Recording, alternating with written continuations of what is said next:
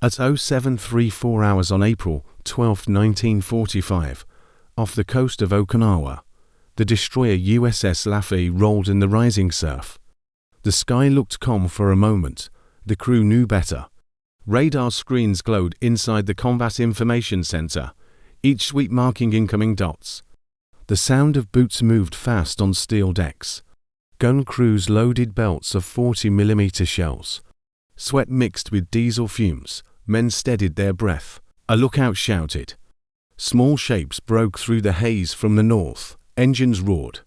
The first Japanese kamikaze dropped low, wings trembling in the wind. The ship shook as guns opened up. The Mark 37 director locked on.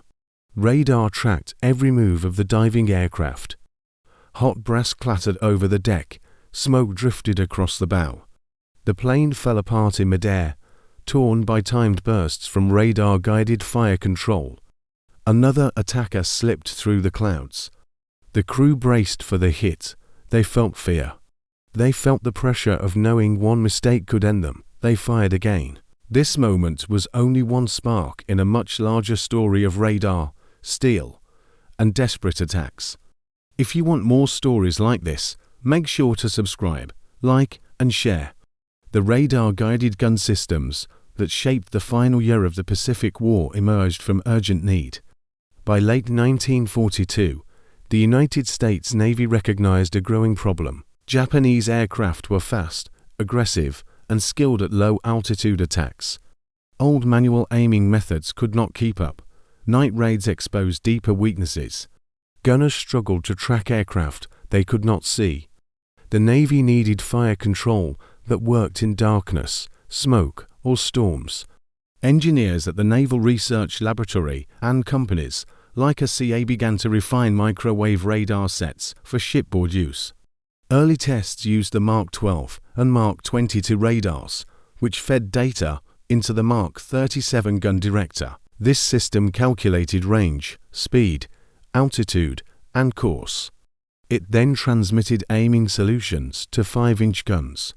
With proximity fuses designed to explode near targets, accuracy increased sharply.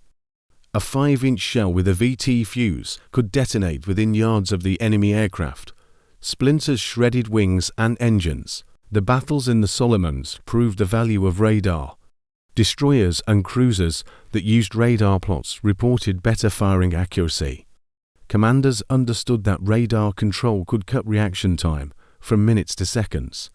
The rising kamikaze threat in 1944 pushed development even faster. The Army and Navy increased production of radar sets, proximity fuses, and directors. Shipyards installed them on carriers, battleships, cruisers, and destroyers. Smaller escorts used lighter sets that still provided tracking for 40mm and 20mm guns. Strategic need, growing enemy pressure, and rapid American industrial capacity combined to create the system that would soon face Japan's most desperate tactic. Early deployment brought confusion and setbacks. Radar operators struggled to interpret returns in bad weather. Strong sea clutter caused false contacts. Reports note that some inexperienced crews misread radar data, causing delayed firing. In training, several destroyers fired too late or too early because of operator error. A gunnery officer wrote, "Our solution lagged 5 seconds. Aircraft slipped past us. 5 seconds could mean a hit on the ship." Proximity fuses malfunctioned in heavy rain. Some detonated too far from targets. Others failed to arm, fired at very low altitude. In 1943, tests showed erratic results at ranges under 1,000 yards. Crews also complained about the weight of new directors. Older destroyers rolled more in rough seas. The Mark 37 director tower added several tons above deck. Engineers needed more training time for crews to handle its complexity. Average training hours per radar operator reached 200 by late 1944. Enemy pilots mocked the radar at first. A Japanese report said, "The Americans shoot blindly. Their fire is wild." Such remarks faded quickly during later encounters, but early on, skepticism existed. Commanders worried they were trusting too much in new technology. It would take real battle experience to reveal the system's strengths. As combat experience grew, crews discovered the real power of radar-guided fire control. Radar tracking provided stable range data, even at night or in cloud cover. Operators learned to filter sea clutter. Gunners practiced rapid solution updates. The Mark 37 Director could process new information fast enough to track aircraft moving over 250 miles per hour. The 5-inch guns fired at up to 15 rounds per minute, each with a fuse designed to explode at a precise distance. Destroyers used coordinated fire lanes. Larger ships formed layered defenses. Radar created engagement zones based on range. Operators could call out, "Target 7, bearing 040, closing fast." The Director shifted instantly. Guns elevated smoothly.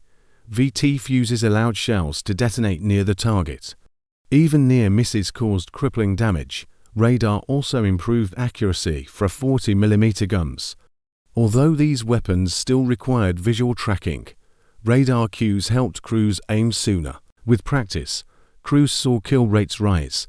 A destroyer group off Luzon reported that radar-guided bursts broke up attacking formations. Commanders learned that radar gave them an advantage in poor weather and during dawn and dusk, when kamikazes hoped to strike. By early 1945, radar-guided guns had become a skilled instrument of survival. The final months of the Pacific War contained some of the most intense air-sea battles of history. Kamikazes launched in mass, ships braced for constant alerts. Radar-guided fire control played a central role in these encounters. The first major test came during the Battle of Leyte Gulf in late 1944. A task group of escort carriers and destroyers faced waves of desperate Japanese aircraft. On October 25, the destroyer USS Herman screened escort carriers near Samar. Radar operators detected incoming aircraft at 12 miles. The Mark 37 Director locked on. Herman opened fire with her 5-inch guns. The shells detonated in tight patterns. One pilot tried a steep dive. The ship shook, bursts cut into the attacker. The plane exploded short of the carrier formation. Crewmen shouted in relief. A second aircraft slipped through smoke. Gunners fired again. Radar kept the solution steady. Another explosion lit the spray. That day, the escort group survived repeated attacks. Without radar, the slow carriers would have been helpless. The next major test came at Lingayen Gulf. In January 1945, transport ships approached the Philippines under heavy kamikaze pressure. Destroyers formed a ring around the slower vessels. On January 5, the destroyer USS Newcomb plotted 3 incoming aircraft. The sea was overcast. Visibility was poor. Radar gave the only clear picture. The Director swung left and right as the aircraft maneuvered. Gunners fired 5-inch shells with VT fuses. One kamikaze disintegrated in the air. Another pressed on. A gunner shouted, "He's still coming." The destroyer opened fire with 40mm guns. The second aircraft exploded 50 yards off the bow. Crews realized that radar allowed them to fight even when weather favored the attacker. The most famous test came off Okinawa. The Japanese launched thousands of aircraft in Operation Kaikisui. Many served as kamikazes. Radar stations on picket destroyers became the first warning line. These ships faced constant danger. On April 6, 1945, the destroyer USS Bush held station northeast of Okinawa. Radar tracked a group of 20 attackers. Bush opened fire early, using radar data to guide her 5-inch guns. Several kamikazes fell before reaching the ship. One got through. It struck the port side. Fires erupted. Damage control teams struggled to contain the flames. A second wave arrived. Radar operators still worked despite smoke filling the CIC. They tracked another formation. Guns roared again. 2 attackers fell short. A third hit the stern. The ship broke apart hours later. Survivors later said their radar-guided guns bought precious minutes that allowed dozens of men to escape. Another dramatic moment came on April 12 near Okinawa, where our opening scene took place. The destroyer USS Laffey faced more than 20 attacks in rapid succession. Radar allowed gunners to keep firing even as flames spread across the deck. Aircraft dived from multiple angles. Some came straight in, others tried low-level approaches. Radarmen shouted bearings and range. Gunners responded instantly. The ship took hits but survived. 11 attackers were confirmed shot down by Laffey's radar-directed guns. A crewman later wrote, "We fought with every round and every second the radar gave us." In another encounter, the battleship USS Tennessee demonstrated the power of heavy radar-guided fire control. Her 5-inch guns fired at 6 aircraft during a dusk attack on May 4th. Radar tracked each target, even as light faded. Shells detonated around the attackers. 3 kamikazes fell in flames. The remaining aircraft turned away. Tennessee's crew noted that radar gave them the confidence to hold the line under pressure. These engagements revealed clear patterns. Radar helped gunners engage earlier. It allowed coordinated fire between ships. It gave defenders an advantage in low visibility. It turned the final approach of a kamikaze into a deadly gauntlet of timed blasts. The technology did not stop every attack, but it sharply reduced the number of successful hits and saved many ships from destruction. Radar-guided weapons shaped strategy and industry across the Pacific theater. By mid-1944, the United States had produced more than 10,000 radar sets for all services. Shipyards installed hundreds of Mark 37 directors. Factories turned out millions of VT fuses. The Navy trained thousands of radar operators. Carriers launched more than 5,000 sorties per week during the Okinawa campaign. Destroyers used more than 200,000 rounds of 5-inch ammunition in 3 months. Japan could not match this output. Fuel shortages grounded many aircraft. Radar development lagged. Their early warning networks were thin. Many kamikaze units received limited training hours, often under 40 total. Radar-guided guns forced planners to send larger waves of aircraft, increasing losses. American ships repaired faster and returned to action sooner. Industrial strength and radar technology combined to create a defense that Japan could not break. Enemy pilots and crews felt the psychological weight of radar-guided guns.